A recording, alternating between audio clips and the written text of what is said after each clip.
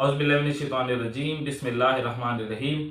आज election commission की तरफ से प्रेस रिलीज जारी की गई है जिसमें यह कहा गया है कि जो सुप्रीम कोर्ट ने फैसला दिया कि आप 90 दिन के अंदर या एज सून एज पॉसिबल जितनी जल्दी हो सके इलेक्शन करवाए जाएं, उसी सिलसिले में आज इलेक्शन कमीशन की तरफ से प्रेस रिलीज जारी की गई और उसमें यह कहा गया है कि सदर को हम खत लिख रहे हैं और सदर जो है वो 30 अप्रैल से लेकर 7 मई के दौरान, इस दौरान कोई भी तारीख 7 अप्रैल मई की दे सकता है या 30 अप्रैल की दे सकता है या इससे दौरान जो है वो 7 दिन के अंदर अंदर की कोई तारीख दे और उसकी तारीख देने के फौरन बाद जो है इलेक्शन कमीशन अपना शेड्यूल जारी कर देगा। और इंतखाबी निशानात के हवाले से भी उन्होंने सियासी जमातों से दरखास्तें तलब कर ली हैं अलाटमेंट की,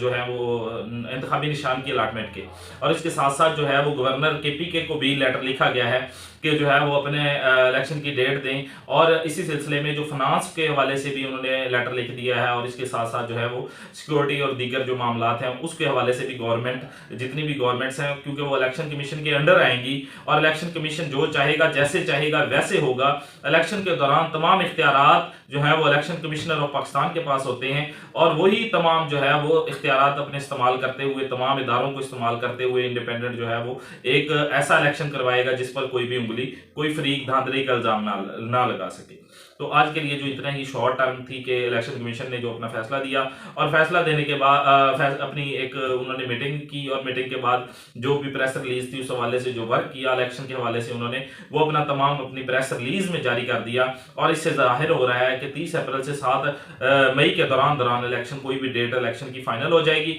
और इन्हीं दिनों में इलेक्शन जो है वो हो जाएंगे KP और पंजाब में। और KP का जो गवर्नर है वो इलेक्शन की तारीख देगा, वो भी इन्हीं दिनों के दौरान की देगा। और इसी हवाले से जितना भी वर्क होगा गवर्नमेंट जो है उन्होंने भी मुआवनत करनी है, चाहे वो वफाकी है या सूबाई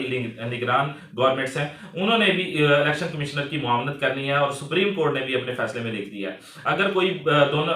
गवर्नमेंट या इलेक्शन कमीशन या कोई भी फरीक इलेक्शन ना करवाने की बात करेगा या इलेक्शन ना होने की बात करेगा तो इसमें कंटेम्प्ट ऑफ कोर्ट होगी और ये हुकूमत भी जा सकती है, इलेक्शन कमिश्नर भी फारिग हो सकता है। सुप्रीम कोर्ट के पास एक डिस्क्रिशनरी वसी पावर्स हैं, वो अपनी पावर्स को इस्तेमाल करते हुए अपने फैसले पे इंप्लीमेंट जरूर करवाएगा। आज के लिए